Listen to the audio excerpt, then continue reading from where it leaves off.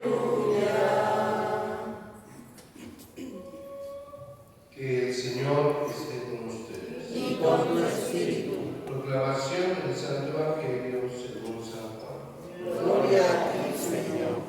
En aquel tiempo los judíos se pusieron a discutir entre sí. ¿Cómo puede éste darnos a comer su carne? Jesús les dijo: yo les aseguro, si no comen la carne del Hijo del Hombre y no beben su sangre, no podrán tener vida en ustedes. El que come mi carne y bebe mi sangre tiene vida eterna, y yo lo resucitaré el último día. Mi carne es verdadera comida y mi sangre es verdadera bebida. El que come mi carne y bebe mi sangre permanece en mí y yo en él, como el Padre que me ha enviado posee la vida y yo vivo por él. Así también el que me come vivirá por mí. Ese es el pan que ha bajado del cielo. No es como el pan, como el maná que comieron nuestros padres, pues murieron. El que come de este pan vivirá para siempre. Esto lo dijo Jesús enseñando en la sinagoga de Cafarnaúm. Palabra del Señor. Gloria a ti, Señor Jesús. Tomen asiento. San Juan se caracteriza y se diferencia de los demás evangelistas por el grado teológico en el que escribe. Y hoy vemos cómo desde el día de ayer va hablando de Jesús como el pan que da la vida, el pan bajado del cielo, ese pan que proviene de lo celestial y que no es perecedero como el pan cotidiano que estamos acostumbrados a comer. Con esto invita a toda la feligresía y oyentes precisamente a alimentarse del mismo Cristo. Para nosotros los católicos, ¿verdad?, tenemos la fe y la certeza de que cuando el sacerdote es verdaderamente instituido, es decir, que se ha impuesto las manos por un obispo sucesor de los apóstoles, que tiene sucesión apostólica, pues obviamente recibe la gracia, el don, ¿verdad?, de poder hacer presente a Cristo en las celebraciones eucarísticas. ¿Y cuándo se hace presente Cristo? Mediante la epíclesis, cuando el sacerdote impone las manos y traza la señal de la cruz en los dones, el pan y el vino. Esa precisamente es la materia, el pan sin levadura, la hostia, y el vino, ¿verdad? El vino que tiene ciertas características, no cualquier vino puede ser consagrado.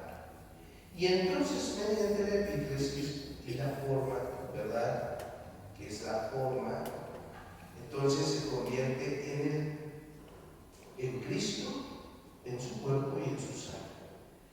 Pero esto, para muchos de nosotros y para la mayoría del mundo, pareciera para algunos una locura, una invención, y para otros algo que no tiene explicación. Claro, es que el misterio no tiene una explicación total. Podemos de alguna manera rasgar el misterio, pero no abrazar el misterio, porque precisamente escapa a nuestra razón. Y por eso para muchos es muy difícil creer en la presencia real de Cristo, irónicamente. Y tristemente, ¿verdad?, dentro de nuestra iglesia, pues muchos dudan de que Dios, el cuerpo, se hace presente en la hostia y en el vino.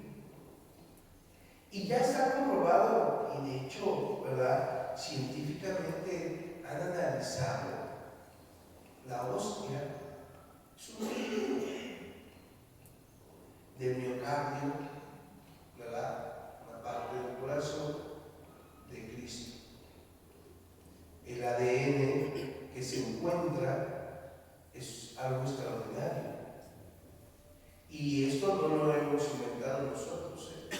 O sea, ha habido grandes personajes que han estado investigando y se han sorprendido de la realidad que están viviendo, del acontecimiento, pero también del milagro extraordinario. Y entonces aquí viene una pregunta: ¿por qué entonces muchos dudan? por la cerrazón de su corazón, por esa ceguera espiritual que no nos deja ver, ese velo espiritual que no nos deja ver lo que acontece en la Santa Misa, pero también lo que se hace presente en la Santa Misa. Y esa ceguera es precisamente de la que habla hoy los Hechos de los Apóstoles, cuando nos presenta la conversión de Pablo, ¿no? O sea, Saulo, ¿quién es? Pablo, ¿eso no será? No. Saulo, ¿qué hace? En su salvación, fíjate bien, o sea, Pablo era un hombre religioso, sí. Era un hombre culto, sí. No cualquiera se comparaba a Pablo. Saulo tenía la inteligencia, tenía la capacidad de comprender, la facilidad de adentrarse en el mundo del saber. Fíjate, Saulo era un hombre muy religioso y muy recto. Era un hombre recto, O sea, era un hombre coherente con lo que creía. No era como Caifás, como todos ellos, no. O sea, él era un hombre recto, un hombre coherente con lo que creía. Y estaba en la razón. No estaba en la razón. Tenía una ceguera espiritual. Y por más medios y virtudes y méritos que tuviera, no lo dejaba ver más allá. ¿Qué necesitaba? La luz de la fe. ¿Qué necesitaba? Que Cristo viniera precisamente y lo tumbara del caballo. ¿Qué significa el caballo? La seguridad, la fuerza. No cualquiera podía andar en caballo, Como hoy en día, a ver quién tiene un caballo, no es fácil, ¿verdad? Porque cuesta mantenerlo, tenerlo en un lugar y demás cosas. Bueno, pues en ese tiempo era peor, ¿no? Si tú tenías un caballo, era signo de un estatus elevado. O sea, fíjate lo que era Saulo. Y él estaba aferrado en sus creencias, en su modo de pensar, en su modo de actuar. Para él no era malo. Y por eso cuando vinieron a Esteban, cuando vendrán a Esteban, delante de él no dice nada, porque es correcto en su pensar, en su actuar. Y en ese sentido, fíjate cómo lo tumba de sus seguridades Jesús, lo abraza y dialoga con él. Oye, ¿por qué me persigues? Oye, ¿por qué haces esto? Oye, mira, vas por mal camino. Y así Jesús también a veces a nosotros nos tumba de nuestro egoísmo, nos tumba de nuestra falsa percepción y te dice por medio de otros, por medio de la misma conciencia, oye, la estás regando, oye, cambia de actitud, oye, mira, enmienda esto, oye, apártate de esto, oye, ten cuidado en esto. Y entonces fíjate todo el proceso que pasa Saulo, ¿no? Pero, ¿qué tuvo que hacer? ¿Por qué hubo ese proceso? Para que viniera la luz. Cristo es la luz que disipa las tinieblas. Ayer el Papa León XIV decía, ¿no? Fíjate, el mundo tiene necesidad de la luz, del resucitado, de Cristo. Nosotros tenemos necesidad de la luz que devele precisamente o que quite ese velo que nos ciega, que no nos deja ver la realidad que estamos viviendo y por tanto que no nos deja aprovechar las bellezas que Dios nos da dentro de nuestros sacramentos y de su Santa Iglesia. Y fíjate bien, ¿no? Necesitamos quitarnos eso para ver más allá. Por eso nada está escrito. Y en la vida espiritual tampoco nada está escrito.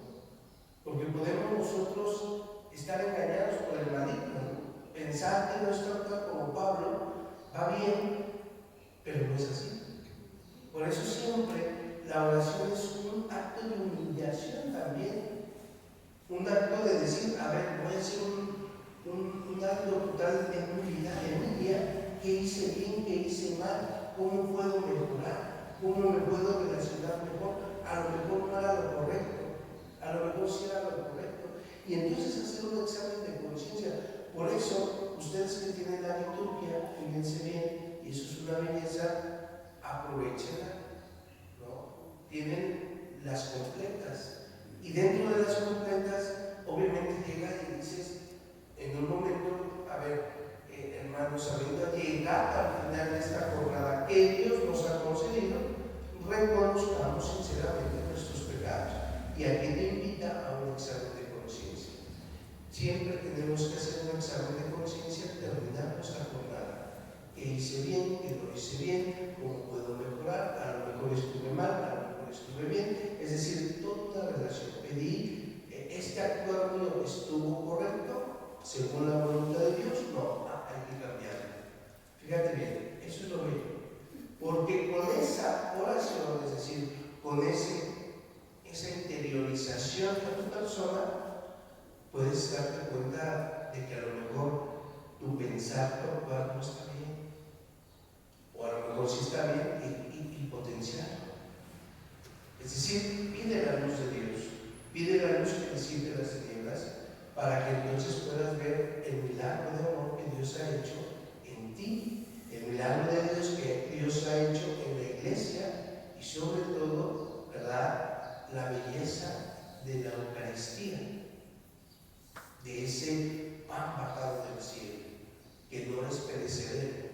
Entonces, hermanos, oración, meditación y comunión.